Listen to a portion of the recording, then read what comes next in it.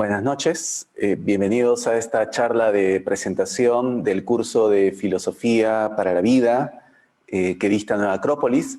La idea de esta exposición que vamos a hacer ahora es presentar el contenido del curso, cuál es el enfoque que nosotros le damos a la filosofía desde Nueva Acrópolis y explicar algunos de los temas que vamos a desarrollar en el tiempo que dura el curso. En primer lugar, partimos de la idea de filosofía. Hoy en día quizás el concepto de filosofía se ha separado mucho de nuestra vida cotidiana. Lo que uno pudo haber estudiado en el colegio o en la universidad de filosofía, poco o nada tenía que ver con nuestro quehacer diario. Sin embargo, la filosofía no fue así. La llamada filosofía clásica, la que se practicó en la antigüedad, en el siglo V, IV antes de Cristo, y después se va a extender hasta el Imperio Romano, por ejemplo, que va a tener una característica fundamental. La filosofía va a estar íntimamente relacionada con la vida, con el cotidiano vivir, con la forma como encaramos nosotros las distintas situaciones, y va a tocar temas que hoy día prácticamente han sido separados y están ausentes del campo filosófico. El tema del destino, el tema de la muerte, el tema de la felicidad, el tema del dolor, el tema del amor. Hoy en día las líneas filosóficas, los conceptos filosóficos van por el tema del conocimiento y no enfocados sobre algo que tiene que ver con las grandes inquietudes del ser humano, a tal punto que hoy en día la filosofía se ha vuelto casi como un tema de especialistas y no un tema de lo que es la vida de la persona, o sea, cómo nosotros vamos a vivir. Y nosotros queremos retomar ese enfoque a la manera clásica, retomar esos grandes temas, esos grandes enigmas que aún son para la humanidad, esas grandes interrogantes sobre el futuro, sobre nuestra propia inmortalidad, sobre la interpretación de nuestra vida y de las cosas que van ocurriendo en nuestra vida. Entonces, sobre ese aspecto tan humano, tan fuerte que influencia nuestra vida, sobre eso está construido este curso de filosofía, que nosotros lo hemos llamado por eso Filosofía para la Vida. En los últimos meses y por toda la situación mundial de la pandemia, el hecho de estar solos, el hecho de tener que enfrentar situaciones muy duras, ha hecho que muchas personas vuelvan su mirada a lo filosófico. Se han puesto de moda filósofos de los cuales antes quizás mucha gente jamás había oído hablar, como el estoicismo, justamente porque el estoicismo fue una escuela filosófica nacida y sobre todo que se desarrolló en una época de muchos problemas, de muchas dificultades, y el ser humano necesitaba una respuesta desde una posición espiritual, desde una posición mental, desde una posición incluso emocional, para poder hacer frente a esos golpes tan duros, a esas situaciones que ya no solamente son individuales, porque cuando hay un dolor individual es fuerte, pero cuando ese dolor se vuelve colectivo, se vuelve social, abarca no solamente a mi familia, abarca a mi ciudad, a mi país, a la humanidad entera, como lo que estamos viviendo, entonces el impacto es mucho mayor. Empiezan las preguntas, el porqué de todo esto, el porqué de la existencia, el porqué de la vida y el cómo podemos hacer para poder manejarnos frente a esta circunstancia. Ese es el enfoque que nosotros damos de filosofía para la vida. Por eso es que cualquier persona que se haga estas preguntas, que tenga este tipo de inquietudes, perfectamente va a poder entender los temas que vamos a ir desarrollando. Nosotros en este curso lo hemos dividido en 3 etapas, en 3 momentos, podemos llamarlo así. El primero lo hemos titulado Conócete a ti mismo, que en ese Conócete a ti mismo hay una cantidad de temas que ustedes pueden ver ahora en la pantalla, pero antes de mencionar algunos aspectos de acá, quiero explicar por qué este Conócete a ti mismo, que ya es una frase célebre, acuñada en la historia de la filosofía quizás por Platón, porque este texto fue leído por él en el oráculo de Delfos, que era uno de los templos más importantes dedicados a Apolo, y que a la entrada del templo, cuando uno quería hacer una pregunta, cuando uno quería, digamos, ingresar a este lugar, estaba esto a la manera de una advertencia, desafío, a la manera de una motivación. Conócete a ti mismo, ¿no? Y completaba la frase diciendo, conocerás al universo y a los dioses. O sea, el primer punto de partida estaba en conocerse. Entonces, esta idea de conocernos quizás ha abarcado buena parte de la filosofía en el sentido de quiénes somos y muchas veces nos preguntamos, bueno, ¿quién soy? A veces lo asociamos a una serie de actividades que hacemos. Durante toda nuestra vida tratamos de buscar nuestra posición en el mundo, desde el momento que uno está estudiando, tratando de buscar una ruta, un camino, una profesión, algo que le dé un sentido a lo que estamos haciendo, estamos buscando una identidad. ¿Quién soy? ¿Qué he venido a hacer acá? ¿Tengo alguna misión? ¿Y cuál es la naturaleza mía? Entonces, como que siempre han habido corrientes, una se relaciona con una posición muy estricta en cuanto a lo material, que solamente lo material es, digamos, el mayor contenido de la existencia humana. Sin embargo, nosotros vemos que hay aspectos que sobrepasan lo material. Creo que es una realidad experimentada por todos, que no somos solamente un cuerpo lleno de elementos o componentes químicos, sino que tenemos aspectos de nuestra vida que escapan a ese mundo material, como pueden ser nuestras emociones, como pueden ser nuestros sentimientos, los sentimientos que traspasan las fronteras de lo físico, que a veces no pueden tener una explicación desde un punto de vista material. Si bien hoy en día se está estudiando muchísimo las reacciones, ¿no? Del cuerpo ante las emociones, y la gran pregunta, ¿qué es primero? ¿Es la emoción o es la actividad química en el cuerpo? ¿No? ¿Quién está produciendo qué? En el mundo clásico decían que quien produce todo es el alma y que el cuerpo prácticamente es un reflejo o un espejo, si queremos, de algo invisible que está detrás nuestro. Y de alguna forma, como que la mayor parte del ser humano no está compuesto de un elemento material, sino de compuestos o de elementos invisibles. Los sentimientos no se ven, los pensamientos no se ven, la tristeza no se ve, se refleja en el cuerpo, se refleja en la expresión. Y es más, a veces hasta podemos ocultarlo. Hay gente que está triste, pero su cuerpo puede ocultar esa tristeza o esa emoción.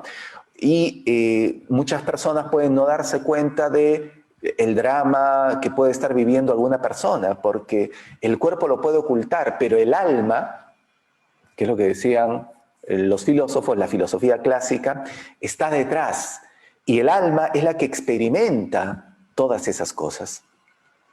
Y de alguna manera el estudio de esa alma, como es algo invisible, es algo que no vemos, obviamente requiere no medidas materiales, sino requiere otro tipo de elementos de estudio, otro tipo de reflexiones también, porque no estamos hablando de algo fijo. Una cosa es estudiar un cuerpo fijo, material, objetivo, y otra cosa es estudiar el mundo subjetivo de las personas. Que porque sea subjetivo no significa que no esté sometido a leyes, a principios, a regulaciones, a límites. Hay cosas que, por ejemplo, como seres humanos, físicamente no podemos hacer. No podemos respirar bajo el agua, no podemos volar. O sea, tenemos que utilizar elementos adicionales para respirar dentro del agua o para poder volar. No está en nuestra naturaleza material el poder hacerlo. Entonces, hay límites en lo físico. Pero también en lo subjetivo, en lo interno, también tenemos límites. O sea, y creo que muchas personas a veces llegan a vivir eso en cuanto, por ejemplo, al sufrimiento, al dolor. Hay gente que llega a tal punto que dice, ya no puedo sufrir más. Es como que ha tocado fondo. Y muchas personas dicen, bueno, ya toqué fondo, ahora estoy de regreso, porque peor de lo que ya estoy viviendo, peor de lo que, digamos, de las emociones que tengo, ya no puedo ir. Entonces, hay también un límite subjetivo, así como hay un límite de alegría. O sea, hay un momento en que uno puede estar contento, feliz, pero de pronto ya no puedo sobrepasar, porque eso tiene un fin. Y todo lo que tiene un fin está limitado. Entonces también el alma, de alguna forma, tiene límites. Igual nuestra mente, podemos pensar, pero ¿cuánto podemos pensar de algo? Llega un momento en que la mente se agota y tenemos que descansar, tenemos que dormir, tenemos que airearnos. Hoy día el estilo de vida que se ha construido está impidiendo de alguna forma que nosotros conozcamos también cuáles son nuestras facultades y cómo poder utilizarlas mejor. Y a veces damos un uso ilimitado al cuerpo, le pedimos de más, le damos un uso ilimitado a los aspectos subjetivos, al alma. O sea, no nos damos cuenta de que el alma hay cosas que no va a poder resistir, y si quiere resistir va a tener que prepararse, así como un corredor de maratón, si es que quiere llegar hasta el final, obviamente va a tener que entrenar, va a tener que prepararse. No va a llegar solamente por su propio deseo, va a llegar porque el cuerpo está entrenado para eso. Y en los aspectos subjetivos, en los aspectos del alma, también hay cosas que vamos a poder lograr, pero porque nos hemos preparado.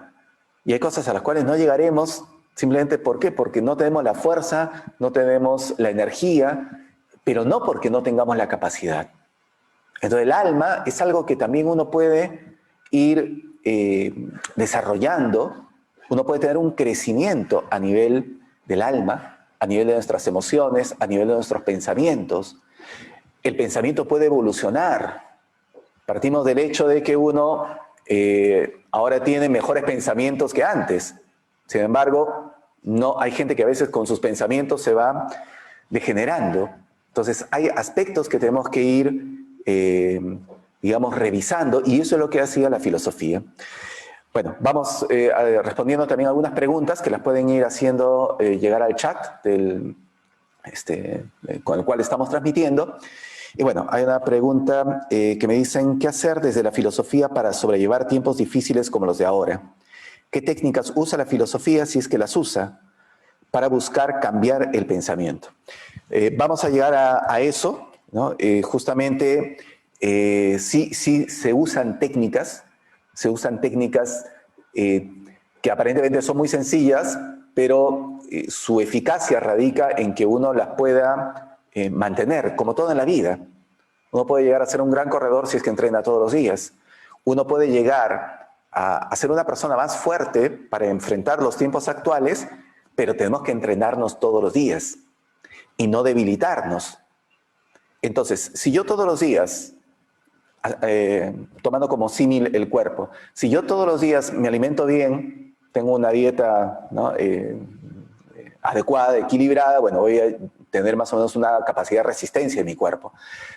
Y en cuanto al alma, si yo alimento mi alma de situaciones negativas, de pensamientos pesimistas, de chismes, de demasiada sufrimiento, de celos, de iras, de envidia, y todo eso uno prácticamente lo absorbe.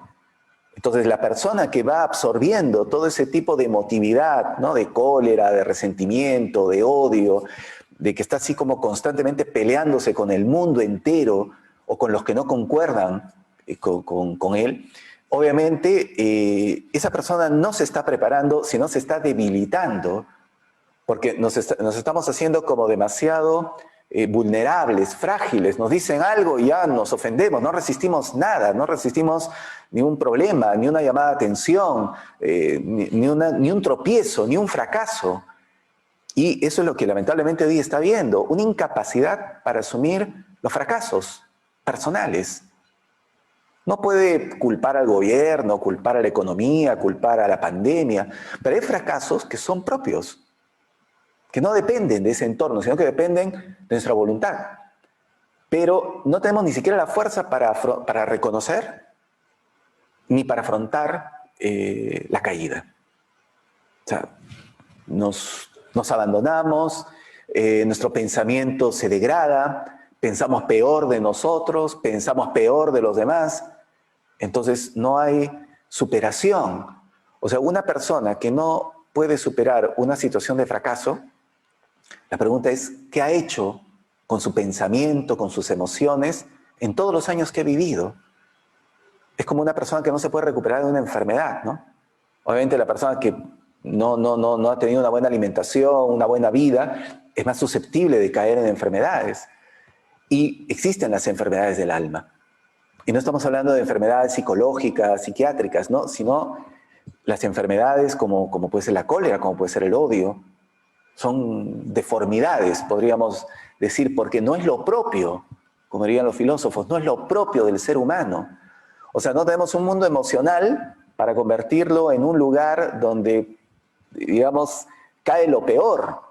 Entonces, ¿qué hay que hacer? Hay que alimentarse de otro tipo de emotividades, de otro tipo de ideas, conectarnos con otro tipo de personas, escuchar otro tipo de noticias y que obviamente sean, digamos, que nos inspiren, pero que también uno ponga un esfuerzo por querer aprender. Porque si uno no pone un esfuerzo por querer aprender, que también es otro mal que nos está pasando ahora, nos hemos vuelto muy cómodos. Entonces, si queremos aprender algo, queremos que sea muy rápido, muy sencillo, con poco esfuerzo, en 2 o 3 pasos, listo, ya obtengo lo que quiero. O sea, las grandes cosas toman su tiempo. Es parte de un proceso. Entonces, no puedo pretender una fortaleza, no sé, en 1 mes, en 2 meses, si no he hecho nada en los tiempos anteriores. Entonces, tengo que vivir el proceso de aprendizaje, el dolor, el reconocimiento de que, bueno, no hice las cosas bien, pero también no voy a estar pues lamentándome la vida entera haciéndolo. Hay gente que lo hace, es una posición de vida, es una actitud que uno quiere asumir, pero no es la actitud filosófica. Es una actitud que nos va a llevar a una destrucción. Por eso en la filosofía, además de alimentarnos de este tipo de ideas, de este tipo de emociones positivas, de rodearnos dentro de lo posible de un ambiente lo más afín a digamos, al crecimiento del ser humano, necesitamos abarcar otro aspecto del ser humano, que ya no es este aspecto solamente del alma, subjetivo, sino un elemento un poco más sutil, que decía la filosofía, que es el mundo espiritual. Entonces, hay una realidad espiritual, que ya no es solamente el tema del pensamiento, de las emociones. La realidad espiritual tiene que ver con el espíritu, tiene que ver con el destino, con la muerte. O sea, cómo nos sentimos nosotros, porque una de las grandes situaciones que nos atemorizan hoy son la muerte. El hecho de que vamos a morir y que no sabemos que a veces qué hacer con eso. No solamente con la muerte de los seres queridos, sino con nuestra propia muerte. Entonces ya entramos a una dimensión que toca la espiritualidad. Acá tengo otras preguntas. ¿No me ha llegado esta pregunta? Última, por favor, a ver, para responder. Bueno, ahí irá llegando. Acá que me están ayudando. Bueno, entonces, mientras va llegando la pregunta, necesitamos tocar ese aspecto del espíritu, esas realidades espirituales. Ahí es donde entra el tema del destino, el tema de la inmortalidad, el tema de, por ejemplo, cómo una de las características de los filósofos en el mundo clásico era la actitud ante la muerte. Afrontaban la muerte de una manera que no era común. Caso de Sócrates, por ejemplo, ¿no? O sea, no era el aferrarse a la vida, sino la certeza de que uno no estaba muriendo, de que el cuerpo no determina la vida de la persona, que hay una vida más allá de nuestra presencia material. Y eso nos lleva incluso a reconsiderar el hecho de crecer, el hecho de madurar, el hecho de envejecer, que hoy día a veces se ve como un poco más que una maldición, ¿no? El hecho de que uno se va haciendo viejo año tras año. Ahora celebramos el año nuevo en unos días más y hay gente que se va a poner triste, ya por costumbre, porque es un año más, o en su cumpleaños que se pone triste porque está envejeciendo. Pero hay una excesiva identificación con nuestra naturaleza material, física, ¿no? Bien, la otra pregunta que hacían, ¿cómo prepararnos para un nivel emocional? ¿Qué debemos hacer? Primero tenemos que conocer otro tipo de emociones. Esto es como cuando uno, voy a poner un ejemplo muy sencillo, ¿no? Cuando uno conoce un tipo de comida, comía más o menos, de pronto uno se cocinaba, y de pronto probamos un plato, una comida, pero bien hecha. Y cuando la comparamos con lo que uno comía, uno ya no quiere volver al anterior, porque por comparación entra en contacto con algo mejor. Cuando uno conoce un tipo de amistad y después encuentra otro tipo de amigos con otro nivel, con otra forma de relacionarnos, con otra forma de actuar, de tocar los temas, ya no esos amigos que se han quedado en la adolescencia, que todo es broma, que todo es burla, ¿no? Y que precisamente ante los problemas reales de la vida se burlan o desprecian o se molestan o actúan como un adolescente, nos encontramos con otro tipo de amistades, que podemos hablar otros temas. Entonces uno empieza a comparar. Hay amigos y amigos. Si nosotros en nuestro trabajo, si trabajamos con otras personas, tuviésemos que pedir un consejo ante un problema, uno para pedir un consejo primero mira a los que tiene alrededor. Y a veces uno dice, bueno, a ese jamás le preguntaría. Nunca. ¿Por qué? Porque o se va a burlar, o lo va a ventilar el tema, lo va a comentar con todo el mundo a manera de burla. Entonces uno empieza a elegir y dice, bueno, con esa persona podría hablar. Lo triste es que a veces no hay con quién hablar. Entonces, ese es el proceso que uno va dándose cuenta. O sea, tenemos que ir seleccionando, tenemos que ir conociendo otras personas, otras ideas. Entonces así uno puede elevar, porque yo no me puedo elevar si es que yo no conozco qué más hay. Yo puedo creer que lo que yo estoy viviendo como amistad es la máxima expresión de unión que pueda haber, pero porque no pruebo con otras personas, porque no conozco, porque me quedo a veces en una cierta comodidad de que, bueno, ya son amigos, mal que bien, ahí están, pero tampoco no me aventuro a otro tipo de búsqueda. Igual con las ideas. Yo creo que si hemos llegado a esta charla y a contactarnos con la filosofía, es porque estamos buscando otras ideas. No estamos buscando las ideas que pueden haber, no sé, en los medios comunes, sino otro tipo de ideas, otro tipo de pensamientos. Entonces, esa es la primera acción, la búsqueda. Y eso es lo que define al filósofo. El filósofo empieza a buscar. Y en la medida en que buscamos, vamos a ir encontrando. Y es como una ruta, ¿no? Es como un hilito, ¿no? Empiezo una emoción, empiezo con otras personas, esas personas de pronto me comentan un libro, ese libro me lleva a otro pensamiento, a otra idea, y así vamos como redescubriendo un sentido profundo a la vida. Entonces es un proceso que uno va viviendo. Y uno como que va desenmarañando qué significa todo lo que está pasando. La filosofía no se puede dar de golpe, ¿no? Empieza con una inquietud. Empieza, como decían los filósofos, con el asombro. Así lo mencionaba Aristóteles. Con una emoción, ¿no? Con una ausencia inclusive, con una especie de, a veces, de vacío interior, de sentir que las cosas que tenemos no nos están llenando. Entonces, se empieza a buscar y se empieza a estudiar. Se empieza a estudiar. Y no pensemos, cuando hablamos de estudio, un estudio así denso, pesado, donde digamos, uno lo hace por obligación y no por convicción. Para nosotros, la búsqueda filosófica, el estudio filosófico, no es porque nadie nos obligue, es por una necesidad de encontrar respuestas. Por ahí empezamos. Y si uno se deja guiar por eso, vamos a empezar a encontrar respuestas, soluciones, un poco por ahí, un poco por allá, porque el problema no es solucionar un tema en nuestra vida. A veces uno dice, por ejemplo, yo tengo un problema de cólera. ¿Cómo lo empiezo a solucionar? Bueno, hay técnicas, incluso desde el punto de vista psicológico, técnicas para controlar la cólera, desde la respiración, ¿no? De aprender a manejar nuestra respiración, pero eso soluciona la cólera del momento. El problema es por qué entro en cólera. Ahí es donde entra la filosofía. Entonces empezamos a entender qué cosas nos están molestando. Entonces ya no solamente ataco la cólera, ataco la raíz. ¿Qué me pasa? ¿Qué he hecho de mi vida una amargura? Que me molesto con todos, me molesto con la gente y me molesto con el mundo. Entonces, la filosofía va a ese punto. Entonces, en ese punto ya no hay una técnica, hay una reflexión. La técnica que usa la filosofía, sobre todo, es la reflexión. Es verme, es analizar la situación. Es como tomar un poco de distancia y ver qué está pasando para darme cuenta en qué he caído.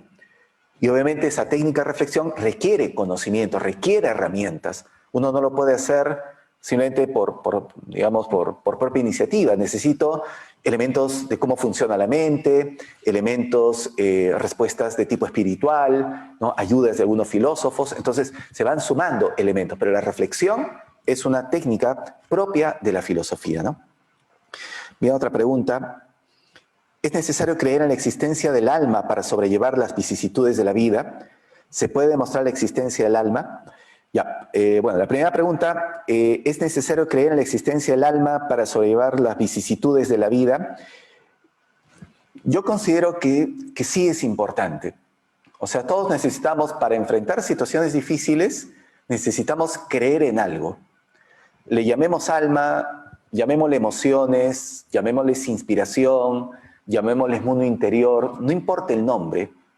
Cuando decimos que alguien tiene que creer en sí mismo, ¿a qué nos estamos refiriendo de creer en nosotros mismos? Si alguien nos dice, cree en ti mismo, ten confianza en ti mismo, ¿a qué se está refiriendo? ¿Confianza en qué? ¿En mi cuerpo? ¿En la materia? ¿En los músculos? ¿En los órganos? Sí, yo creo en mi riñón, creo en mi pulmón, creo en mi estómago. O sea, ¿a qué nos referimos cuando decimos cree en ti mismo? Y todos necesitamos esa confianza para sacar cualquier cosa adelante.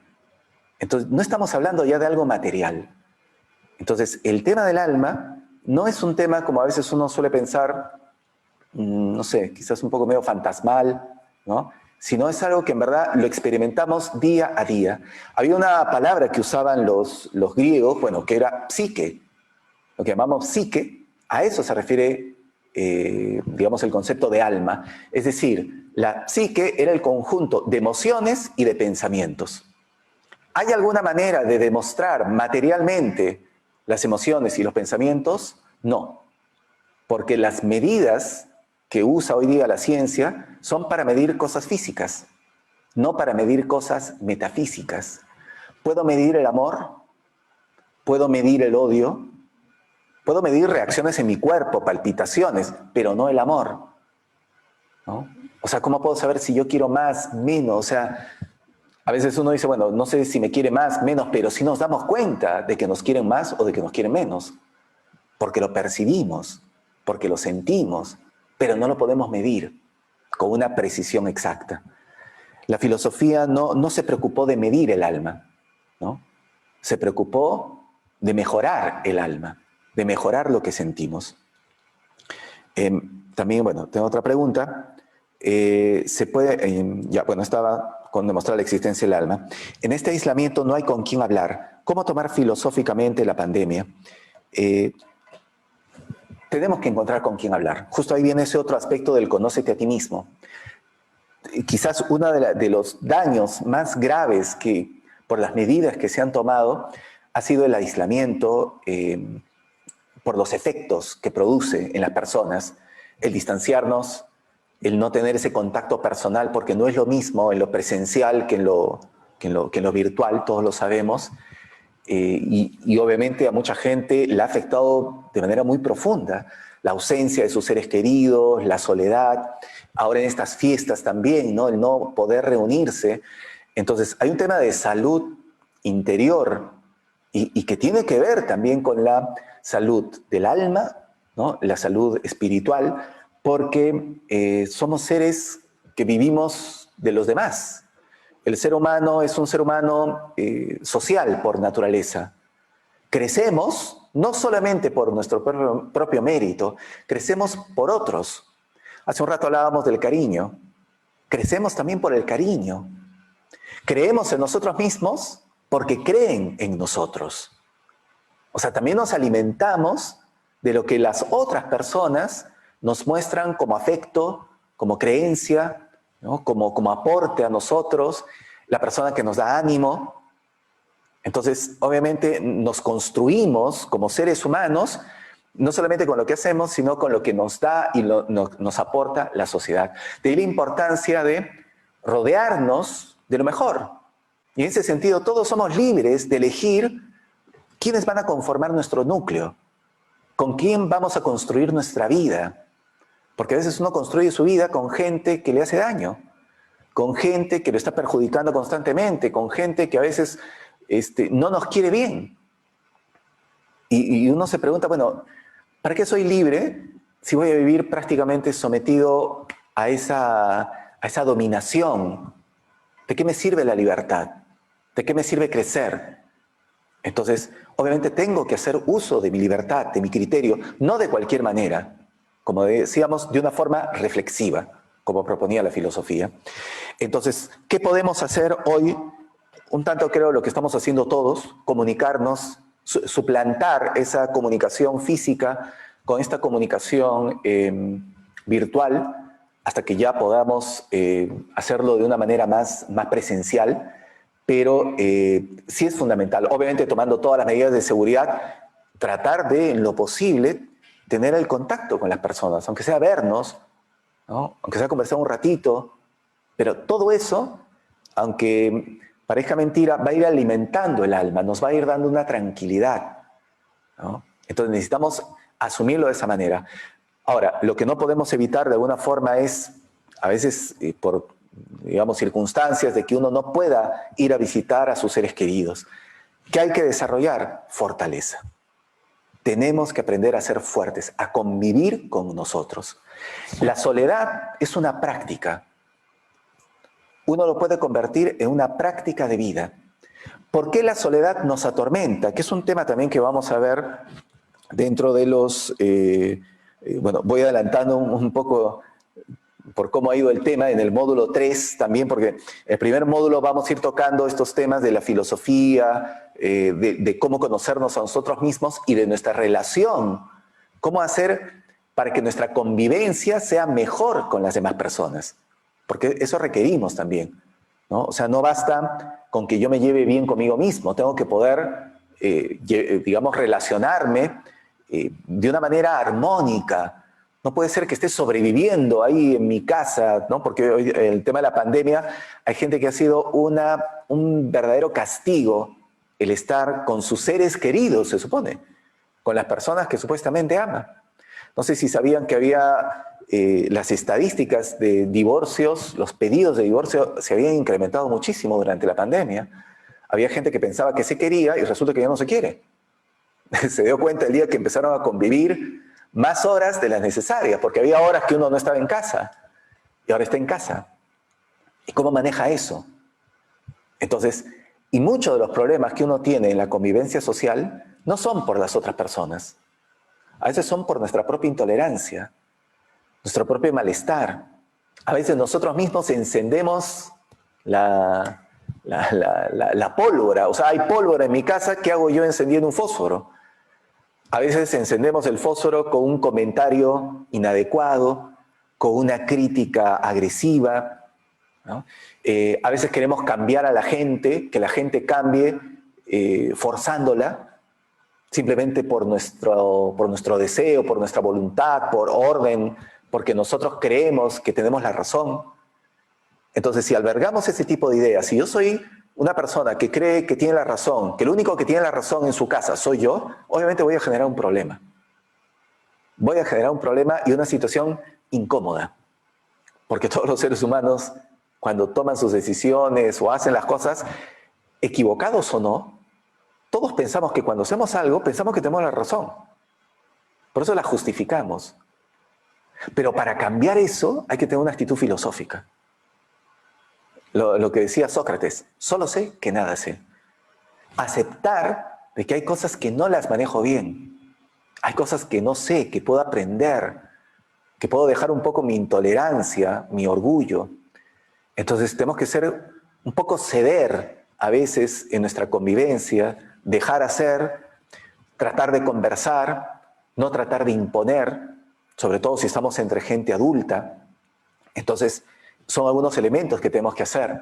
En el caso de la soledad, ahí hay un tema, porque el tema de la soledad, del dolor de la soledad, denota de alguna forma unas carencias espirituales. Si yo no puedo estar a solas conmigo mismo, algo no está bien. ¿Y por qué? Porque si yo cuando estoy a solas me pongo mal, me siento triste, me siento abandonado, es como que dentro mío no he construido algo. Algo me está faltando, de tal manera que en los momentos de soledad me siento acompañado. Hay gente que lo ha logrado.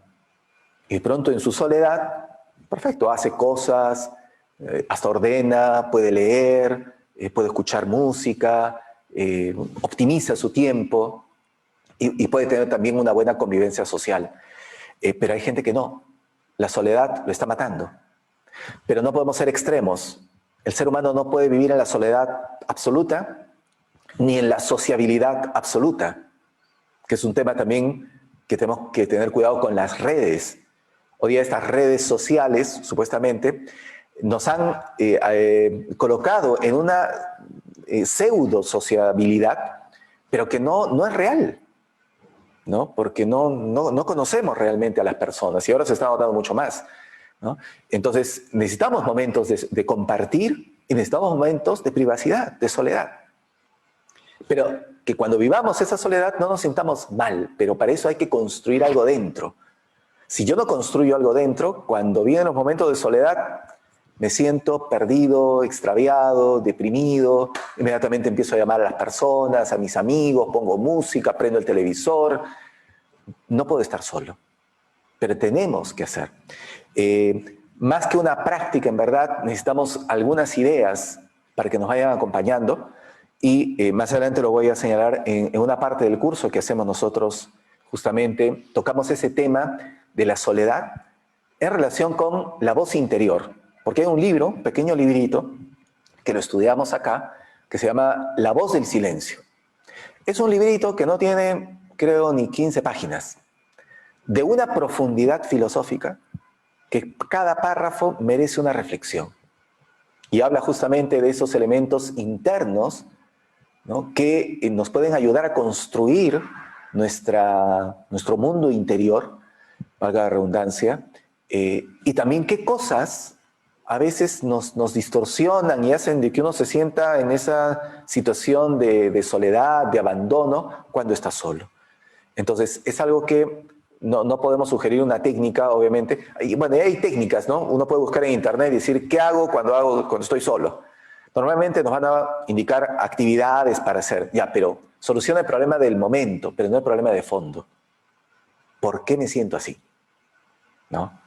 Y como a la filosofía no le gusta eludir nada, entonces también vamos a tocar ese tema de buscar esa plenitud interior, de tal manera que estoy solo y estoy bien. Estoy con gente y estoy bien, ¿no? Ese es el ideal. En nuestra...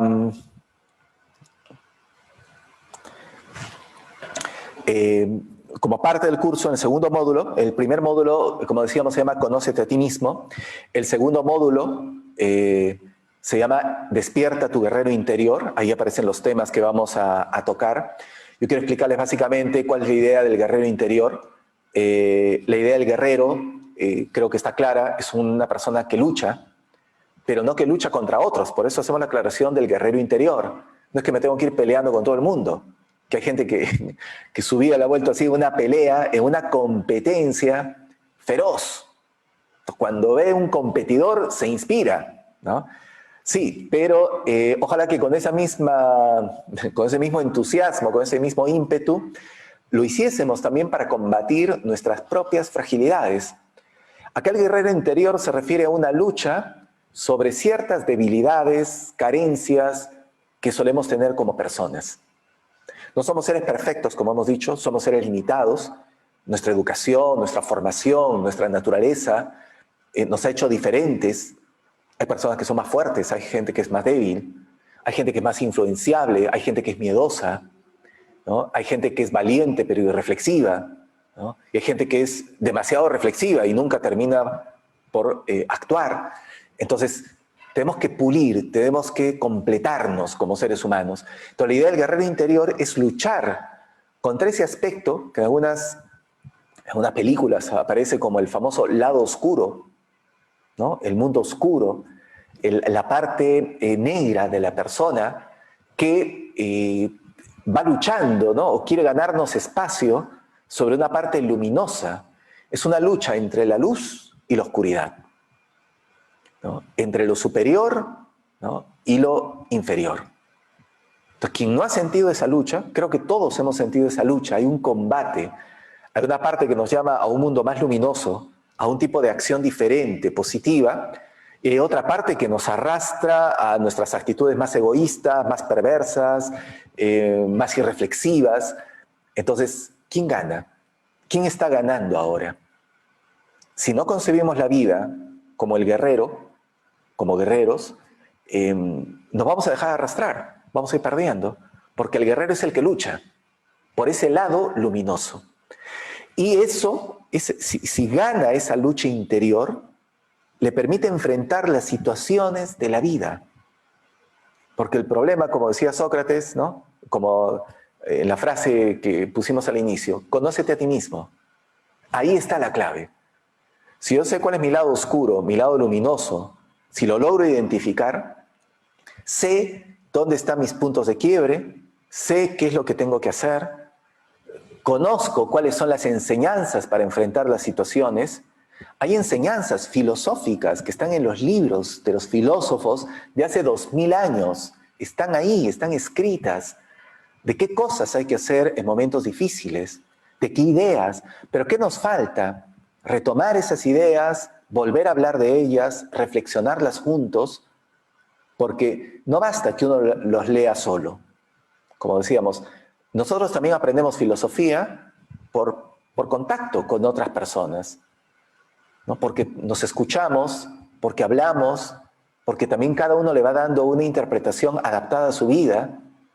O sea, también uno crece como filósofo en la medida en que comparte con otras personas que tienen también la misma inquietud. Por eso en todas las épocas siempre hubieron, los filósofos, así como la gente se va juntando por afinidades, también se juntaban los filósofos, se buscaban, porque tenían estas inquietudes y buscaban a quién les pudiese responder o con quién compartir esas preocupaciones y buscar juntos una respuesta. Y ese es el planteamiento para nosotros de nuestro curso. Nosotros damos las herramientas, los elementos, los reflexionamos juntos, tratando de encontrar cosas muy concretas, muy inmediatas, cosas que tenemos que hacer, pero que requieren reflexión. O sea, toda acción nace de un pensamiento previo, de una idea que uno ha aceptado. Porque si yo no acepto una idea, a larga no lo voy a hacer. Me pueden dar la idea más, no sé, magnífica para resolver un problema, pero si yo no acepto como válida esa idea, no la voy a aplicar. Entonces, ¿por qué no aceptamos las cosas? Porque a veces nos las quieren imponer a la fuerza. Ya, apréndete esto, ¿no? De esta manera, hazlo así, casi de una forma mecánica. No funciona. Las cosas que nacen de una convicción son las que realmente tienen fuerza. Y las convicciones se construyen progresivamente. Por eso para nosotros la filosofía es eso, es una construcción progresiva, una construcción en positivo. Porque de alguna forma estamos como un poco, nos hemos construido, no con ideas que hemos estudiado. A veces nuestras ideas que tenemos en la cabeza, nuestras emociones, son de los diarios, son de los noticieros, son de las redes sociales. No es fruto de una búsqueda, es fruto de una influencia. Y esa influencia no siempre se ha hecho con fines muy pedagógicos ni muy éticos. Hay medios de comunicación que no tienen ninguna ética. O sea, el tema moral es un tema secundario. Las redes sociales no tienen ninguna función ética. No buscan, no. Es otro negocio lo que ellos hacen. Y la moral, la ética, no es un tema de negocio. Es un tema de una búsqueda. Entonces, obviamente las acciones éticas, los pensamientos que no son éticos, obviamente están llevando a nuestra sociedad a destruirnos, a atacarnos unos a otros y a hacernos más débiles también. Entonces, el guerrero interior, por ejemplo, cuando hablemos de este guerrero interior, es un guerrero que tiene principios. Y cuando hablamos de principios, hablamos de ciertas bases en las cuales nos fundamentamos. Si yo no tengo principios que yo respete, porque yo creo en ellos, ¿no? Porque me siento identificado, entonces voy a vivir a la deriva, improvisando, como la gran mayoría de seres humanos vive hoy su experiencia en todos los sentidos, en todos los ámbitos. Quizás no en el profesional ahí podríamos decir que no hay improvisación, nadie contrata a un médico improvisado, a un ingeniero improvisado, pero en lo humano, que es lo transversal en nuestra vida, actuamos con una improvisación, con una irresponsabilidad tremenda. Nuestras relaciones humanas no nos preparamos, no estudiamos, no nos preparamos para vivir, no nos preparamos para envejecer, no nos preparamos para morir, no nos preparamos, no estudiamos, pero por propia voluntad, no porque nos pidan un doctorado o una maestría, por convicción. Yo quiero mejorar mis relaciones con las personas, quiero ser una mejor persona, quiero crecer, no quiero quedarme donde estoy, porque tengo la idea, tengo el ideal de que yo puedo dar más. Entonces, eso es una convicción. Y cuando uno tiene esa convicción, no le asusta el profundizar, el estudiar, el reflexionar. Al contrario, es una motivación. O sea, y no lo hago porque necesito el título, el cartón, lo hago porque lo necesito como ser humano. Porque si no, no voy a poder enfrentar las situaciones. Que es lo que quizás todos hemos visto en lo que está ocurriendo hoy en día. Hay gente que está sabiendo manejarse y hay gente que no puede manejarse. Muchos médicos, justamente lo que están reportando, psicólogos, es la gran cantidad de personas que están, digamos, temerosas, inseguras, que el mayor daño que han tenido ha sido al alma, no ha sido al cuerpo, no ha sido a la enfermedad, ha sido producida por este temor. ¿Qué hace el guerrero? El guerrero enfrenta, pero el guerrero tiene una particular psicología, una forma de ver el mundo, de tal manera de que no se asuste ante estas cosas. Puede ser muy duro, pero no me va a asustar. Pero eso requiere una preparación, un conjunto de ideas. Entonces, sobre eso se centra el despertar del guerrero interior. Y también, por ejemplo, su búsqueda de realización. No solamente tengo que combatir, sino dejar alguna obra. ¿Cuál es el bien que voy a dejar? ¿Cuál es mi aporte? ¿Cuál es mi huella en la historia? Y tengo que tener muy claro eso, porque hoy día todo el mundo habla de hacer historia, ¿no? Gente que habla diciendo, bueno, la historia juzgará mis acciones. Y eso es muy sencillo decir cuando, digamos, las acciones no están muy claras o muy éticamente claras. En verdad, el que está haciendo historia se da cuenta que está haciendo historia. No necesita que lo juzguen, es consciente. ¿Pero por qué? Porque produce un bien. Hacer historia no es remover simplemente acontecimientos, es producir un bien donde nadie se perjudique. Es como un médico, si yo quiero dar salud, ya doy salud, pero bueno, se me murieron 100, pero uno vivió. Entonces, no estoy promoviendo la salud. Si yo promuevo un bien, quiero dejar una huella, tiene que ser un bien para todos. Por eso uno de los temas también que vamos a tratar es el tema de qué es lo justo. ¿Qué es ser justo? Más allá de las definiciones académicas o jurídicas, la justicia ya como un atributo moral, el ser justo como un atributo moral, porque todos los días tenemos que tomar decisiones que tienen que ver con ser justos o no.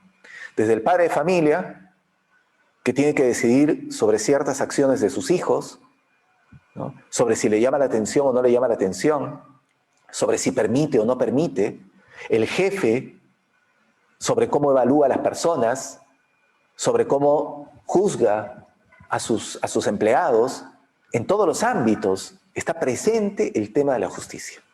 Entonces también lo vamos a tocar. Y el último módulo, que es el módulo Sabiduría para encontrar tu destino.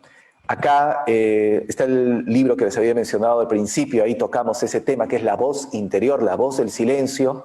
Vamos a hablar y vamos a mencionar de unas técnicas de concentración muy sencillas que nos pueden ayudar a enfocarnos mejor, pero tenemos que conocer cuál es el uso, ¿no? Y qué es lo que cuál es la finalidad profunda de estas técnicas de concentración. Y vamos en general, a ir retomando enseñanzas, como dice acá, sabiduría para encontrar tu destino. Sabiduría que no es lo que hoy día entendemos por conocimiento. Acá hablamos de la sabiduría, esa sabiduría que no está impresa, que es la sabiduría del hombre sabio, de la mujer sabia, de aquellos que no solamente han aprendido por la experiencia, sino por la reflexión. Porque hay gente que experimenta mucho y no aprende nada. Hay personas muy ancianas, pero irreflexivas, y que no se han hecho mejor con las experiencias. Hay gente que puede haber experimentado de todo y no haber aprendido nada. Si nosotros a la experiencia no le sumamos la reflexión filosófica, esa experiencia nos puede dejar incluso un trauma, un dolor tan profundo que uno ya no quiere nunca más volver a tocar o a experimentar eso que vivió. Hay gente que dice, no, por favor, yo eso no más, no quiero más. O sea, y cada vez que le tocan el tema de esa experiencia, le revive esos momentos de dolor. ¿Aprendió algo? No aprendió. Lo único que ha ganado es sufrimiento, dolor e incomprensión de por qué ocurrió eso. Por eso, sabiduría para encontrar tu destino es poder interpretar nuestra vida, ver nuestra vida a la luz de lo filosófico, y que como si fuese un rompecabezas uno va armando y va entendiendo lo que le ha ocurrido. Y ahí nos vamos a dar cuenta que toda pieza en nuestra vida, toda experiencia tiene un lugar, por más doloroso, un lugar necesario, pero hay que interpretarlo para saber qué puedo extraer yo de eso. Para ello hay que ponernos muy por encima de nuestras emociones, dejar de ser a veces tan superficiales, de quedarnos solamente en el dolor emocional, en la vergüenza, y pasar a otro nivel, si es que queremos vivir de otra manera. Bueno, y eso es lo que nosotros queremos promover a través de este curso. Nuestro curso de filosofía busca promover precisamente otro tipo de experiencia, otro tipo de vivencias, ¿no? Compartido obviamente con otras personas. Nuestras clases, como les voy a explicar después de que termine, Álvaro les va a explicar cómo funcionan nuestras clases, nuestros grupos. Ahora lo estamos dictando de manera virtual, pero normalmente es presencial. Cuando ya el gobierno autorice, podemos hacerlo presencial y podremos estar juntos y compartir todo esto.